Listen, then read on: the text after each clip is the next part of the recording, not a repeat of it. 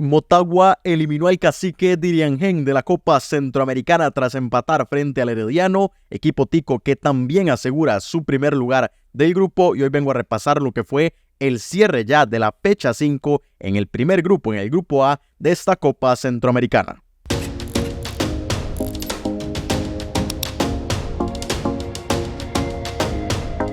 Bueno, y continuamos con el cierre de los grupos en esta fase, valga la redundancia, de grupos de la Copa Centroamericana. Ayer tuvimos el cierre del grupo B, hoy le tocó al grupo A y mañana todavía tendremos el cierre de los grupos C y D. Pero hoy nos concentramos en el A, un partido que fue el que resolvió todo, el Herediano Motagua, que con el empate el conjunto hondureño se clasifica, Herediano se ratifica como el líder y desgraciadamente el cacique Diriangén se queda por fuera. Todo eso lo vamos a repasar, pero primero empezamos con el partido que fue un poco más temprano, el duelo panameño entre Tauro y San Francisco, que era intrascendente, los dos equipos ya eliminados, y eso se mostró en los primeros 70 minutos del partido, en el que pasaron muy pocas cosas. Tauro fue el que dominó y el que tuvo más oportunidades, el que lo intentó un poco más, y ya después San Francisco también se animó un poco más a ir al ataque, empezó a hacer cambios con jóvenes que también querían mostrarse, y por eso cambió un poco la intensidad del partido ya a la mitad de la segunda parte de este partido, y fue de hecho cuando llegó el gol de Edgar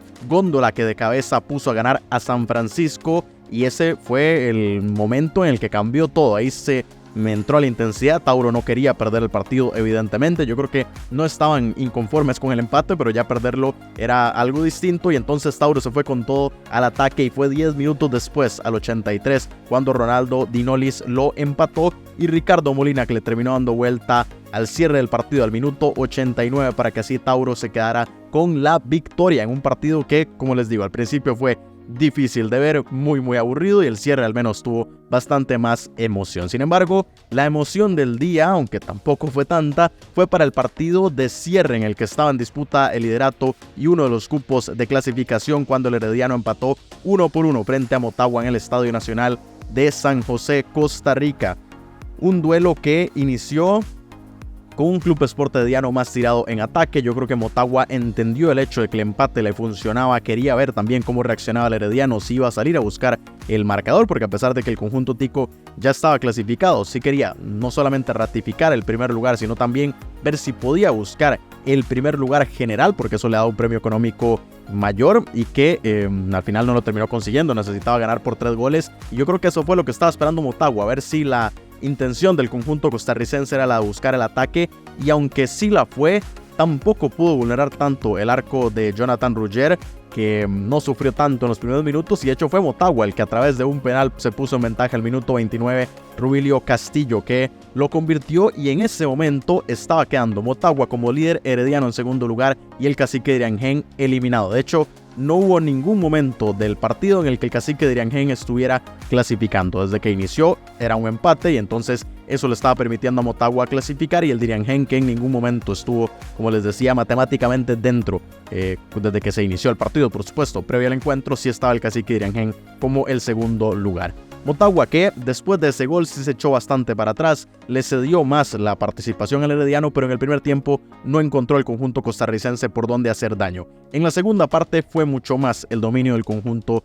local, eso se vio. Tuvo muchas más ocasiones y terminó llegando el empate al minuto 54 por medio del jugador que fue más participativo del cuadro florense, John Jairo Ruiz, un remate de larga distancia con completa responsabilidad de Jonathan Rugger, el arquero de Motagua, que se equivoca, y de esa forma Motagua, que pasaba a empatar el partido, pero que todavía estaba en zona de clasificación, eso sí, ya no era líder, nuevamente le cedía el puesto de liderato al Club Sport Herediano, y así se fueron consumiendo los minutos, aunque el conjunto costarricense sí buscó la victoria. Querían ir con todo por esos puntos que le permitieran pasar la Liga Deportiva Alajuelense en la tabla general, digamos, de los primeros lugares. No lo pudieron conseguir. En el último minuto, Jendrik Ruiz tuvo una muy clara que pudo haber clasificado al cacique Diriangén ya en el cierre del partido, y para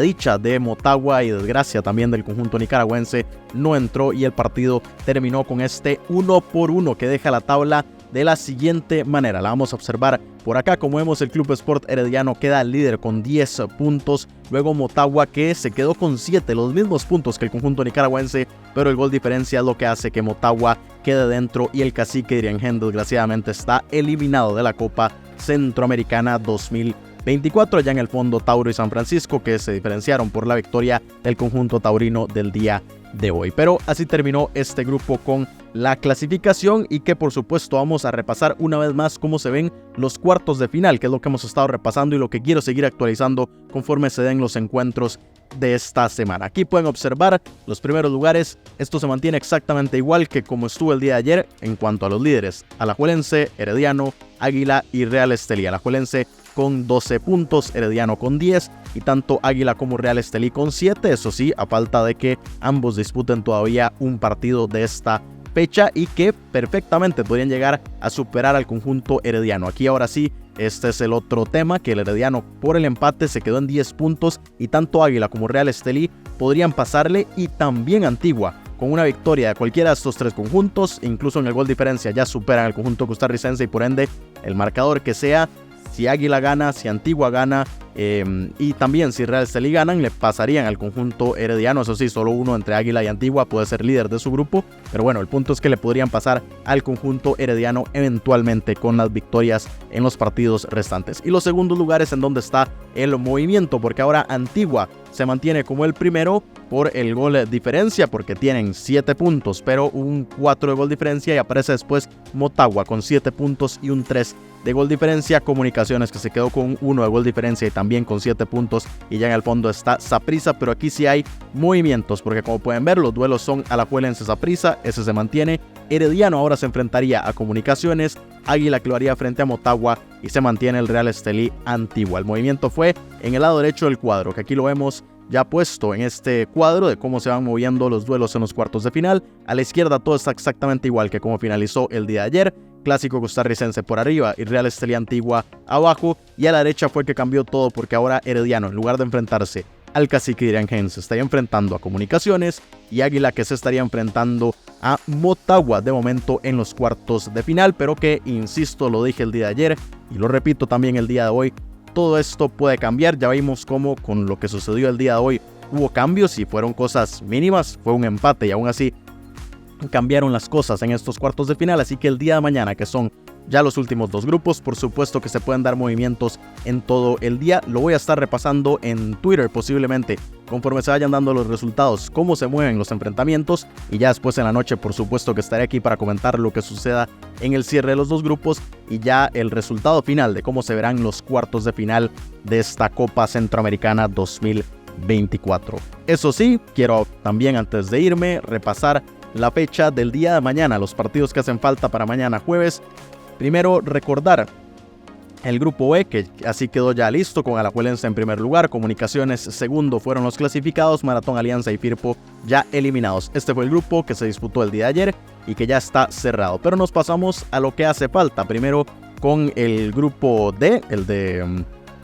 que está liderado en este momento por el Real Estelí y que está en disputa el otro cupo de clasificación entre Saprissa y Municipal. Los encuentros serán a las 4 de la tarde, Guanacasteca frente a Real Estelí, que está buscando asegurar el primer lugar. Esto en Liberia, en el estadio Edgardo Altodano Briceño. Y a las 6 de la tarde, en el estadio Ricardo Saprissa Aimá, jugarán Saprissa y Municipal. Como les decía, esto en el cierre del grupo D, pero también el grupo C se va a cerrar un poco más tarde. Aquí pueden ver Águila en este momento en zona de clasificación junto a la Antigua, y el Olimpia que está buscando meterse y dejar por fuera alguno de los otros dos conjuntos. Los partidos de este grupo serán a las 6 de la tarde en el Rommel Fernández, CAI frente al Águila, y a las 8 de la noche Olimpia frente a la Antigua en el Estadio Nacional Chelato Ucles de Tegucigalpa. Con esto ya vamos a cerrar toda la fase de grupos de la Copa Centroamericana. Así que quiero conocer sus opiniones de lo que sucedió el día de hoy, de la clasificación de Motagua, el liderato del Herediano, la eliminación del Cacique Iriangén, y también sus pronósticos de lo que puede suceder el día de mañana, de quiénes serán los equipos que completen los cuartos de final y cómo pueden ser los cruces en la siguiente ronda. Así que los leo aquí abajo. También si tienen preguntas sobre los duelos, sobre qué puede llegar a suceder, quién puede pasarle a quién, cómo se pueden dar los enfrentamientos, cualquier cosa la pueden dejar y voy a estar respondiendo a sus dudas. De momento, dejen un like, compartan el video si les gustó, suscríbanse al canal para seguir muy de cerca el cierre de esta ronda, y por supuesto que aquí estaré para cubrir toda la ronda de eliminación directa, y nos vemos, como les decía, el día de mañana para repasar ya el cierre de esta fase de grupos de la Copa Centroamericana.